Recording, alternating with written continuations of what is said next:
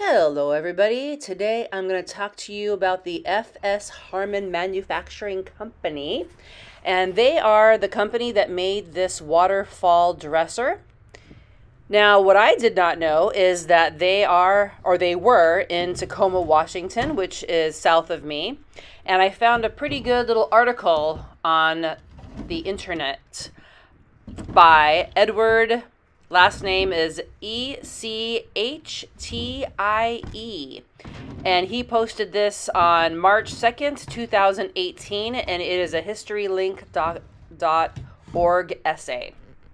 Anyway, so this was part of the company's furniture that they made, and it was located at 1912 Center Street in Tacoma, Washington.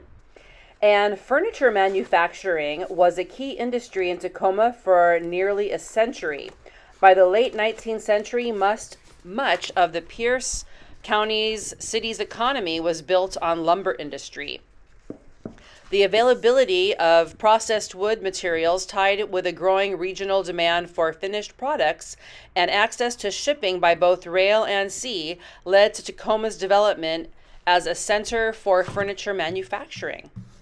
Yeah, it's very interesting. So what I'm doing here is I am using stripper on the wood, and the reason for that is because normally I use a heat gun. And heat gun, in my opinion, is excellent for taking off paint. But because there's only a lacquer or a polyurethane or something on the top of this for protection, I did not want to use a heat gun. It also has a very thin veneer, so I don't want to take the veneer off either. There's a lovely shine that's on this wood once I use the Odie's oil, and so I wanted to make sure that it would look great once I finished. Another thing I am using on this piece is 4/0 steel wool. And 4 is the number 4, and 0, I guess, are zeros. So it's, if you go to the store to buy it, it's 4 zeros and it's steel wool. Now here you'll see a box full of paint scrapers. And a while ago, before I bought mine, I asked my dad if he had any paint scrapers, and he said no. So I found this. Now you can see I'm using the tiny little side of the scraper to get out all of the gook, all of the old stripper, and that way it looks really, really clean. I did not wash this down with water. When I put the stripper on the actual wood, it wasn't bubbling up, but I could see that it did not like the moisture from that. So I tried to use as little moisture on this as possible. You can see all the little pieces of dirt and stripper coming off of there. So basically with this piece, I used stripper on it. Then I scraped off the old lacquer with 4/0 steel wool. Then I used a hand scraper. And then I do use the Surf Prep sander a little bit to try to get off some of the like polyurethane or lacquer that was originally on this. Now, how did I get this? Well, my husband's very good friend was moving house, and he did not want it. And so I saw this as well as a little vanity that was outside in his garbage heap. So I said, hey, can I have these? So he gave me the little vanity, but he said that his sons may or may not want the waterfall dresser. So it turned out that the boys did want the waterfall dresser, and 2 of the boys used it for about 10 years. The little vanity, I fixed it up. I gave it back to them. They used it.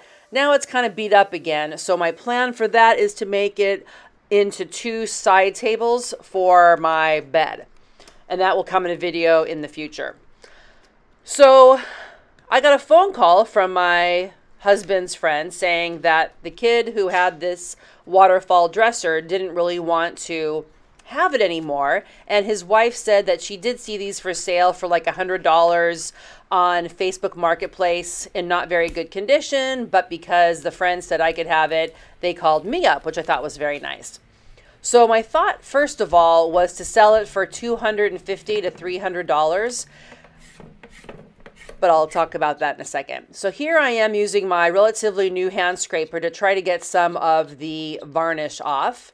I did use stripper on this first. And I'm trying to always go with the grain because I don't want to mess up how this looks at the ends. So once I worked on this, I think it probably took me a total of, I'll tell you in a second. Now this is the glue. Now I've talked about this kind of container for glue in the past. If you've ever purchased those bottles of Elmer's wood glue, inevitably the little top gets filled with dried glue and then you have to take the top off and rinse it all out, and it's kind of annoying to do that. So what my dad did is he got a little jar and he puts the Elmer's glue in there, and then he uses a little paintbrush to paint on the glue, and then as long as you don't put any of the glue on the top of the glass, it opens up so nicely. So sorry about the shot for the drawer here, but every single drawer was broken in some way. Thankfully, all the pieces were still in the dresser. So this piece had totally come off. Another one, the dovetail connections were loose. Another one, it was cracked. I mean, it was just a little shocking that every drawer was broken, but thankfully I fixed them all up. Now I'm going to sand it, you can see here. So this took me, I would say, if I were to calculate all the time, about 12 hours. So I really wanted about $300 for this piece. And my next door neighbor, Joanne, hey Joanne, she came over and said, oh my gosh, this is so pretty. I would totally sell it for $250. So I thought I still wanted $300. So I put it on Facebook Marketplace for $300. And on Facebook Marketplace, it will tell you how many people clicked on it to see what it looked like. And I got about 7 people in a week. And so I thought, I think it looks great. I'm going to keep it. So I did, and at the end of the video, you will see it's upstairs between the 2 bedrooms, and the irony, or not irony, maybe, irony is kind of usually a negative thing. So serendipity, is that the right word? My grandmother painted a picture of a dresser, and that was hanging up in the hallway. And there was a chair underneath it. So the chair we moved out into the living room, and we put this dresser below the painting of the dresser. And I just happened to have a little teapot that looked the same that was in the picture. So I put that up there too. Now what I'm doing now is I put the stripper on and I let it sit for about, I'd say 10-15 minutes. And then I got the hand scraper and I am taking the lacquer off of it that way. Then after I use the 4-aught steel wool to take more of it off, I use mineral spirits to clean it all off, which worked really well. Now this was very interesting. There were about 3 or 4 of those inside the dresser. And if you open up the dresser drawer, it's kind of like a stop, so you can't push the drawer in further. So here you can see I'm fixing up one of the drawers. Here it is, mildly sanded. The bottom 2 drawers haven't been. Once again, I'm trying to not go through any of the veneer because it's actually very pretty. Now the inside of this was incredibly dusty, and the way I make these videos is I use my iPhone and I also use a GoPro. Now this is from my GoPro, so if you watch the ASMR version, you will actually see how dirty it was on the inside, but it doesn't show me vacuuming, but I did vacuum as you can see right now.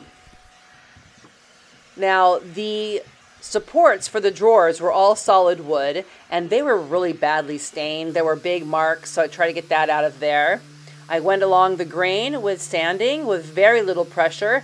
I used, I believe, 180 and then like 320 sandpaper to get the varnish off that didn't come off with the stripper. With a little detail work, I used the little pokey part of the hands scraper to get some of the varnish off. But all in all, I wasn't too concerned. So now you can see it's all cleaned up. There were a few chips in it, and I put some quick wood filler in there, and then I sanded most of it off, and I don't think you can see much of it at all. I personally love Howard Feed and Wax, and I clean all of the drawers, and then I put this inside, and it just smells so good, and it gives it good moisture, and you will see that there's a picture coming up of two drawers. One is very light, one is very dark on the outside, and the one that's very light, I haven't put any wax on it. I also use this for the glides underneath the drawers, and I think that makes it better for the future. Keep the wood moist. And also you see I'm not wearing any gloves whatsoever. This does not hurt my hands. It's actually very moisturizing. It's made mostly from beeswax.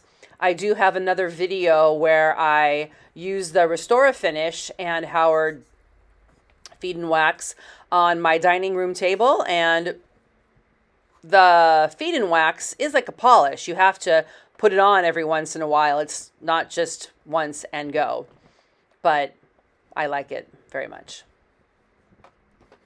Now I am trying not to touch the top or the front of the drawers because I'm going to use Odie's oil for the first time, and I didn't want any of this wax on the front to get in the way of the Odie's oil.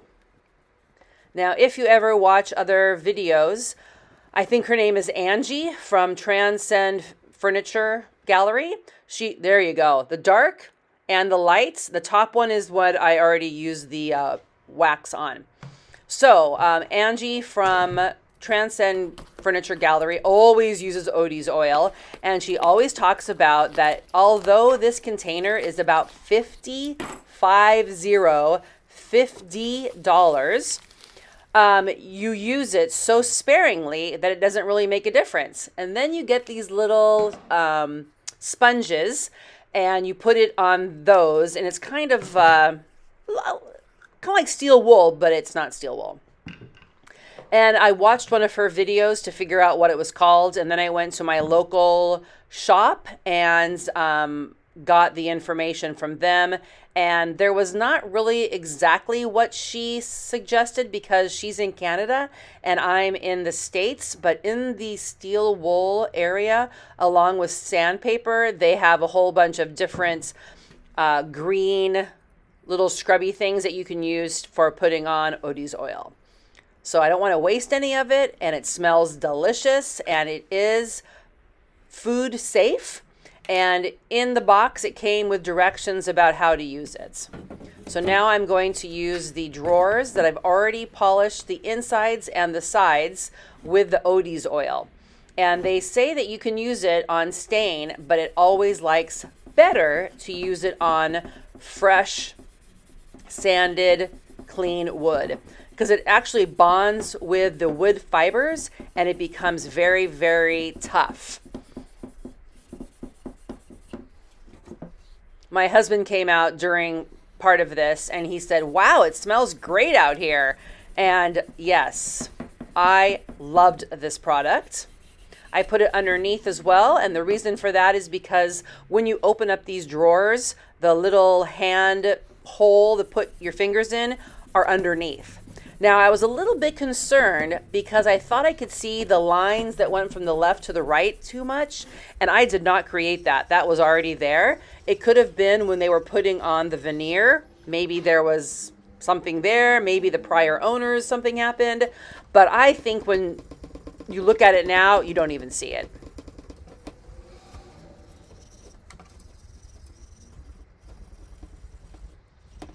I wish my hand really moved that fast. This is about times 8. When you make videos, you can speed up the speed, and that's what this is.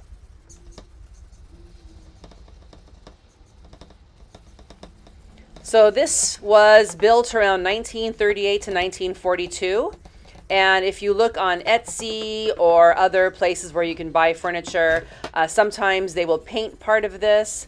But although it was in a little bit used condition, it wasn't too bad. So I didn't want to paint anything. I wanted to keep it the way it was so I could just restore it.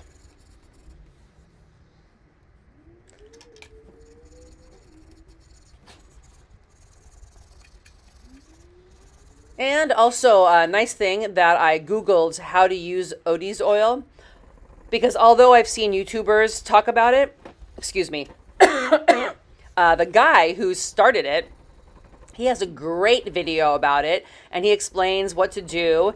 And once you covered the item with the Odie's oil, you let it sit there for at least 45 minutes to a little bit longer. And then here it is, it's all oiled up.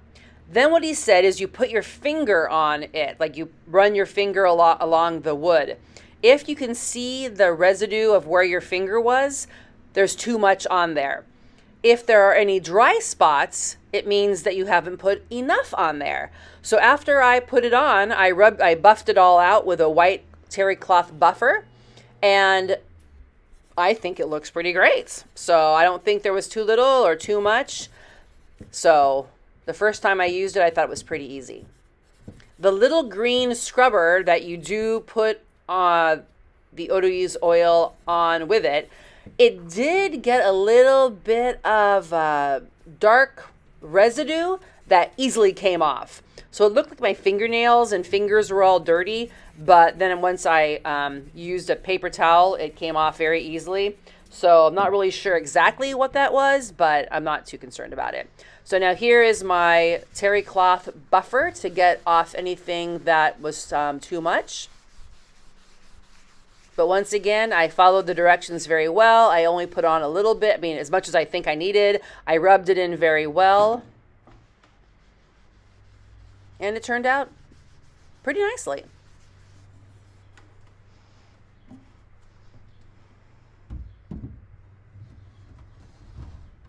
One other thing. I'm not sure what happened. Another thing, the drawers were the biggest problems with this thing. When the drawers were put back in, the top and the bottom one didn't go all the way in very smoothly like they are now. So I did sand a lot off of the bottom so it would slide in and out easily. And I think it's because of all the drawers being broken at one point. So here it is out in the garage, all nicely stained. And I always take a picture of the measurements when I put it on Facebook Marketplace so I don't have to remember what the dimensions were. However, I did not sell this. I kept it for myself. The sheen is just beautiful on this. And here's nice little flowers. And then the next photos are upstairs where they are between the two bedrooms. There's the picture of the dresser. And all of our blankets are in there for storage. So I hope you liked the cleaned up project. Please subscribe if you haven't, and have a great day. Bye-bye.